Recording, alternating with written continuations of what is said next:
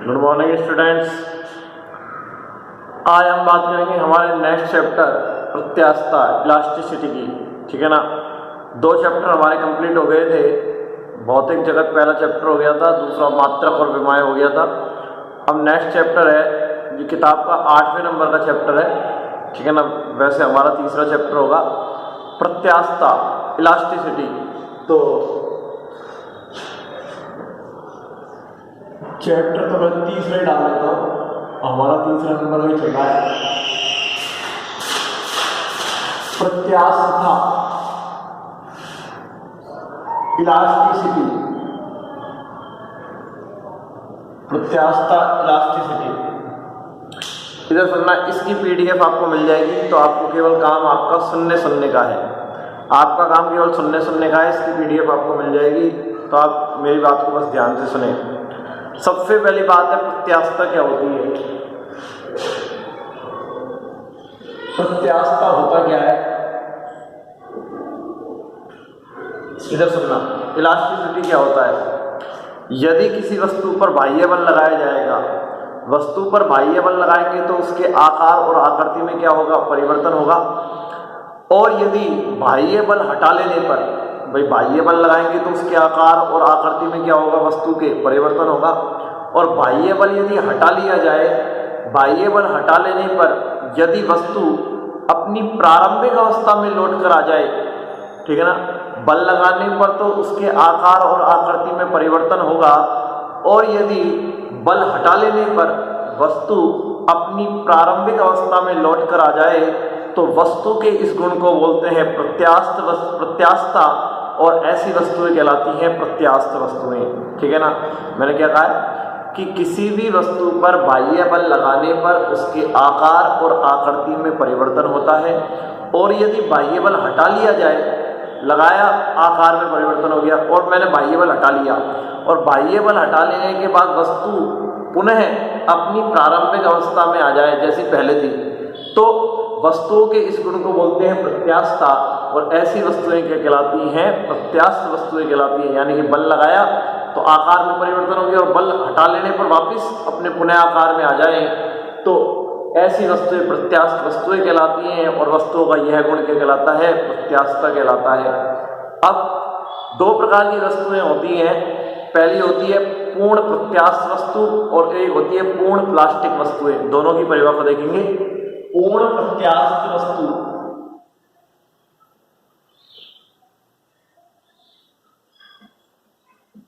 और पूर्ण प्लास्टिक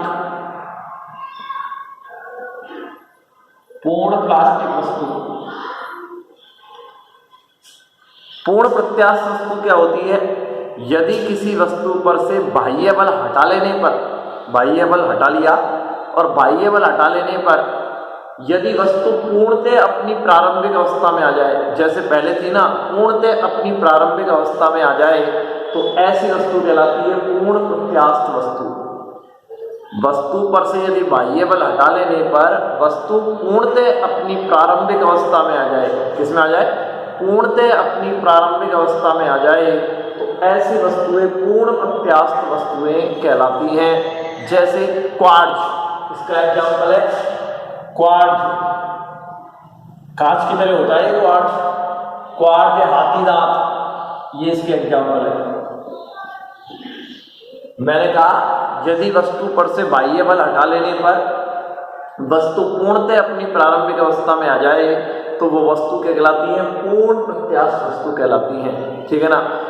और पूर्ण प्लास्टिक वस्तु कैसी होती है, यदि वस्तु पर से बाह्य बल हटा लेने पर वस्तु अपनी प्रारंभिक अवस्था में नहीं आए, वस्तु यदि अपनी प्रारंभिक अवस्था में पूर्णतः लौट कर आ गई, तो वो क्या कहलाएगी, पूर्ण प्रत्यास्थ वस्तु। और बाह्य बल हटा लेने पर यदि वस्तु पूर्णतः अपनी प्रारंभिक अवस्था में लौटकर नहीं आए, अपनी प्रारंभिक अवस्था में लौटकर नहीं आए, तो ऐसी वस्तु कहलाती है पूर्ण प्लास्टिक वस्तु। क्या कहलाती है, पूर्ण प्लास्टिक वस्तु कहलाती है। जैसे मिट्टी है, गीली मिट्टी,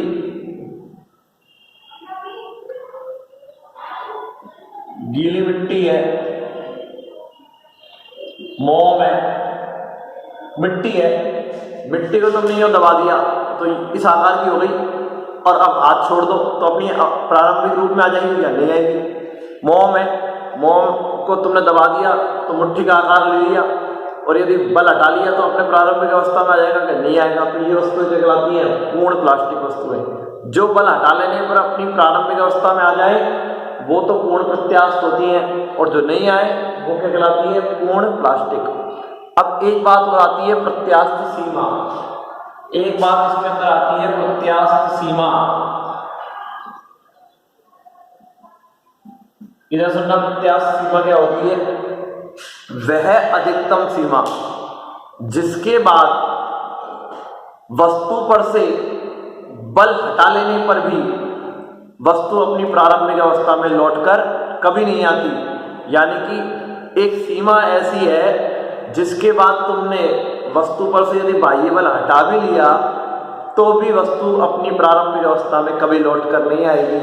यानी कि एक एग्जाम्पल से मैं बताता हूं, ठीक है ना। मान लो मैं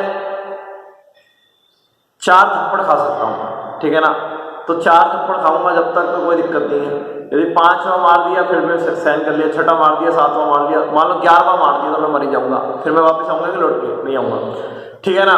तो प्रत्यास्थ सीमा वह अधिकतम सीमा है जिसके बाद यदि तुमने वस्तु पर से बाह्य बल हटा भी लिया तो भी वस्तु कभी भी अपने प्रारंभिक स्वरूप में लौटकर नहीं आएगी। यानी कि उसकी लिमिट ही खत्म हो गई। आदमी मर जाता है तो उसकी लिमिट खत्म हो जाती है ना, तो वो कभी जिंदा थोड़ी होता है। तो ऐसे ही हर वस्तु की एक सीमा है कि उस पर से कितना बल वो सहन कर सकती है। यानी उससे ज्यादा बल तुमने लगा दिया तो वो कभी भी, बल हटा लो चाहे, कभी भी अपनी प्रारंभिक अवस्था में लौटकर नहीं आएगी। तो वह अधिकतम सीमा जिसके बाद वस्तु पर से बल हटा लेने पर भी वस्तु अपनी कभी भी प्रारंभिक अवस्था में लौटकर नहीं आएगी, वो सीमा क्या कहलाएगी, प्रत्यास्थ सीमा। यानी कि प्रत्यास्थ सीमा के अंतर्गत ही वस्तु अपनी प्रारंभिक अवस्था में लौटकर आ सकती है। इसके बाद यदि तुमने बल लगा दिया तो वस्तु कभी भी अपनी प्रारंभिक अवस्था में लौटकर नहीं आएगी। ये प्रत्यास्थ सीमा है, ठीक है ना। अब एक बात और आती है इसमें, प्रत्यानयन बल।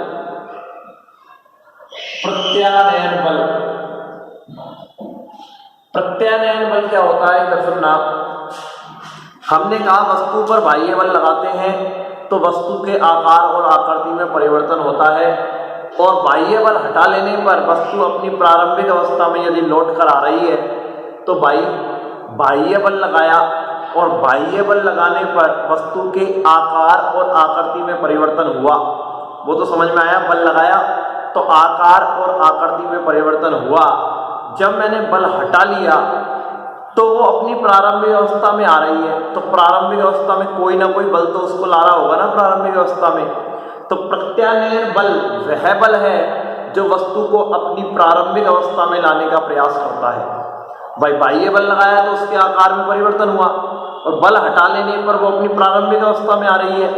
तो प्रारंभिक अवस्था में कौन सा बल ला रहा है, उसको प्रत्यानयन बल। तो प्रत्यानयन बल वह आंतरिक बल है, इधर सुनना। प्रत्यानयन बल वह आंतरिक बल है जो वस्तु को अपनी प्रारंभिक अवस्था में लाने का प्रयास करता है, ठीक है ना।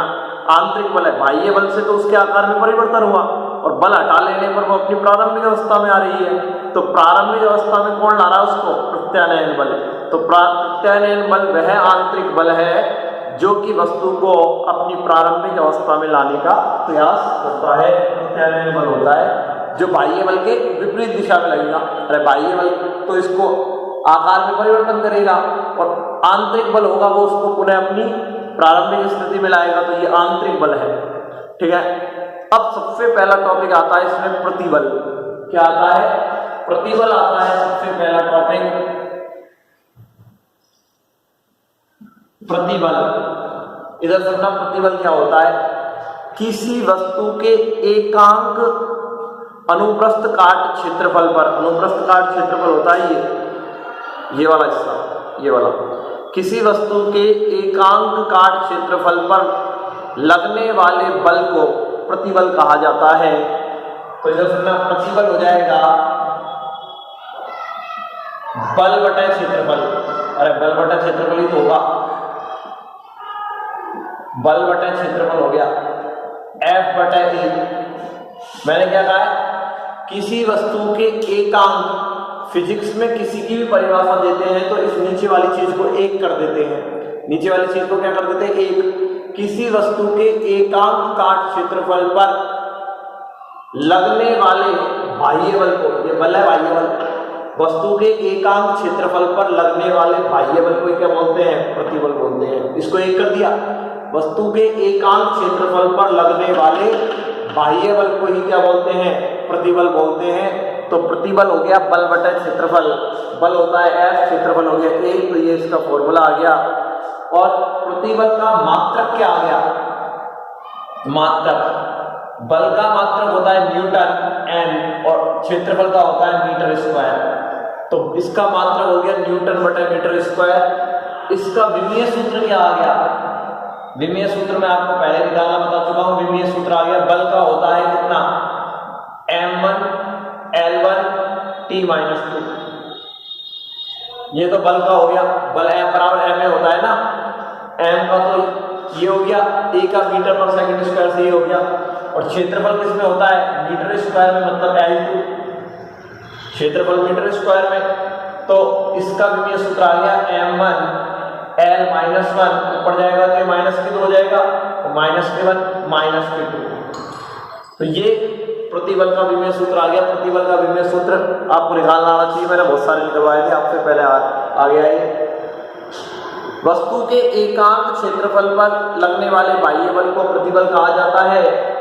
प्रतिबल का मात्रक न्यूटन बटा मीटर स्क्वायर होता है। इसका विमीय सूत्र ही हो गया, ठीक है ना। अब है प्रतिबल के प्रकार। प्रतिबल के प्रकारों की बात करेंगे तो 3 प्रकार के प्रतिबल होते हैं। पहला होता है अनुदैर्ध्य प्रतिबल। पहला है अनुदैर्ध्य प्रतिबल। अनुदैर्ध्य प्रतिबल होता है यदि प्रतिबल वस्तु की लंबाई के अनुदिश लगे। क्या लगे? वस्तु की लंबाई के अनुदिश लगे। कहां पर लगे? प्रतिबल वस्तु की लंबाई के अनुदिश कार्य करे तो उसको बोलते हैं अनुदैर्ध्य प्रतिबल। प्रतिबल कहां कार्य करे? ये मान लो वस्तु है, इसकी लंबाई के अनुदिश, लंबाई के अनुदिश कार्य करे। ये लंबाई है तो इसके अनुदिश कार्य करे। तो वस्तु के लंबाई के अनुदिश कार्य करने वाले प्रतिबल को अनुदैर्ध्य प्रतिबल कहा जाता है। क्या कहा जाता है? अनुदैर्ध्य प्रतिबल कहा जाता है, ठीक है ना। अब ये 2 प्रकार का होता है। एक तो होता है तनन प्रतिबल और एक होता है संपीड़न प्रतिबल। संपीड़न प्रतिबल, आपको केवल मेरी बात को ध्यान से सुनना है।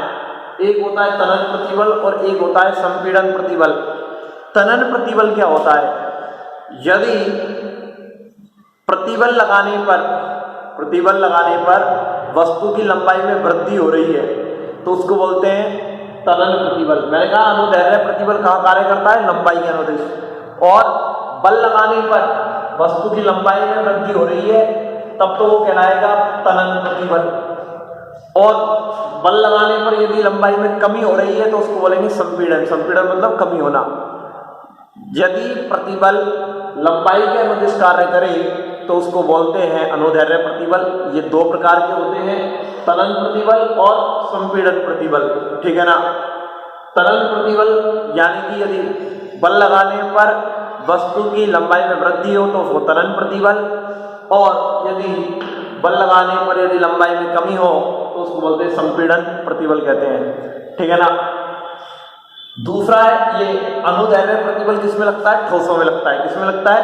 ठोसों में। करेक्ट, ठोस है, ठोसों की लंबाई में वृद्धि होगी, लंबाई में कमी होगी तो ठोसों में कार्य करता है। दूसरा है अभिलंब प्रतिबल।